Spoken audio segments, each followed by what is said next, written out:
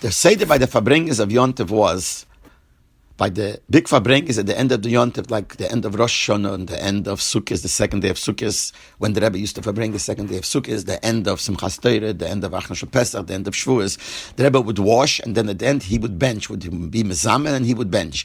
And the Seder was by the benching was that the first bracha he would say out loud, the whole bracha. The other brachas, he would only say the last line before the Baruch, and then the Baruch, and then the Baruch, and people would answer Amen. And also parts in Yalav Yovi where people would answer Amen. But the first bracha was different. The first bracha, he would say the whole bracha out loud. This happened till Rosh Hashanah Tovshin Lamed Gimel. Rosh Hashanah Tovshin Lamed Gimel by the Fabrengen, there was a change. He said it quietly like the rest of the brachas. And from then on, every time the Rebbe would bench, he would say the first bracha quietly, not like he used to do till then. And when it happened at Rosh Hashanah, we were wondering, why did the Rebbe not say the first bracha out loud? So right after benching, the Rebbe said like this: Das was haben gesagt, der erste bracha belchisha. The reason I said the first bracha quietly, I did it, laheitzi von die was meinen, to be made to take out of those that think, as man is meitzi with the bracha reshena, that we're meitzi them with the first bracha, and they don't have to make the bracha. So the Rebbe said, said it quietly, they shouldn't think so. And we heard that in Georgia, and by many other Svardim, they have the minig that the first bracha of benching, they're yotzi with the one that's mazaman, with the one that says the bracha out loud. The other brachas, they say the first bracha, they're yotzi. And obviously the Rebbe didn't want that to happen.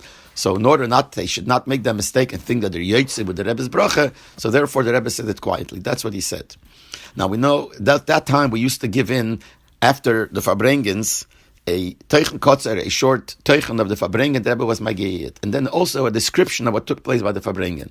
So here too, we gave in a teichen and a description of the Fabrengen, the Rebbe was magiyit. And the way it was written with Chatchila, it said like this, that the Rebbe said, why did he say the first bracha and benching quietly? Bichdei lehoitzi midas elu, shehineni metziyom behabracha, veinam tzrichim levorach matzman. To take out of the mind of those that think that I am meitzi them with the bracha, and they don't have to make a bracha themselves. That's how it was written.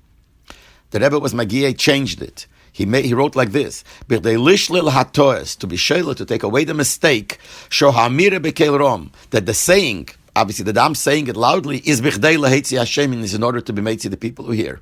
That's how he wrote. And he left the words, they think they don't have to make the bracha themselves. Now when I say what I think is the difference in the way it was written before and the way the Rebbe wrote it.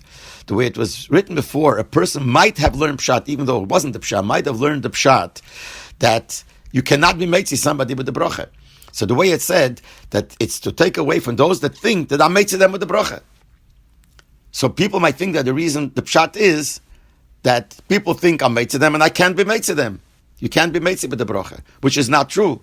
Mi'ikir adin, you could be made to somebody else with the bracha of benching. But the way the Rebbe wrote it, it's a different word. He wrote it that I did it to be shayla, to take away the mistake that the reason I'm saying it loud is to be made. Because what the Rebbe is saying is, I don't have a mind to be meitzi them. And they wouldn't know that. So I said it quietly. They shouldn't think that the reason I'm saying it loud to be meitzi. Now here there is no possibility of a mistake that you cannot be meitzi. Verkehrt is saying that I said it quietly, so they shouldn't think that the reason I'm saying it is to be meitzi them. Even though you could be meitzi. But the way it was written before, people might think the pshat would have been that you cannot be meitzi. Laheitzi midas seilu, that I am meitzi them. In other words, maybe you can't be meitzi. But the way the Rebbe wrote it, they shouldn't think that the reason I'm saying it is to be meitzi. I'm saying it loud to be meitzi. And I'm not.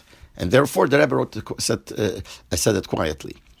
And from then on, as I said, the Rebbe never again said the bracha of the first bracha of benching out loud. But what we see here is that when the Rebbe was magiya something, he wanted it to be very clear and made sure that every word is meduyik and it's very clear, everything is correct, and person shouldn't come to any mistake in the pshat.